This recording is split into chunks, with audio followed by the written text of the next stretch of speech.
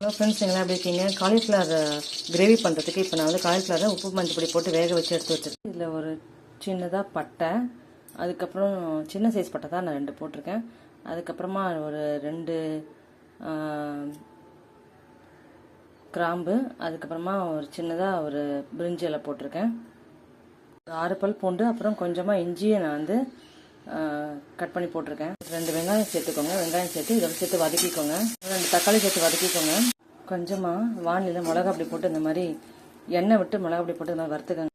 நம்ம அரைச்சி விட்டோம் இல்லையா, அரைக்கிறதுக்காக வச்சுருந்தோம் இல்லையா, அதை அரைச்சி விட்டு அந்த பேஸ்ட்டை கொஞ்சம் தண்ணி கலந்து நான் அந்த மாதிரி எடுத்து வச்சு ஊற்றிட்டேன். 1/4 டீஸ்பூன் மஞ்சத்தூள் போட்டுக்கோங்க. 1/4 டீஸ்பூன் ஜீரகத்தூள், 1/4 டீஸ்பூன் தனியாத்தூள், 1/2 டீஸ்பூன் கரம் மசாலா போட்டுக்கிட்டேன். நல்லா கொதிக்கிட்டோம். உப்பு போட்டுக்கிட்டேன். அப்புறம் இந்த காலிஃப்ளவரில் சேர்த்துருங்க. சேர்த்துட்டு இதில் கசூரி மெத்தி கொஞ்சம் க்ரஷ் பண்ணி போட்டுக்கோங்க.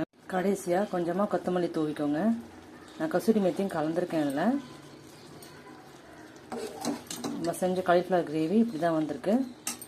பிடிச்சிருந்தா ஒரு லைக் போட்டு சப்ஸ்கிரைப் பண்ணுங்கள் ப்ளீஸ். Bye friends.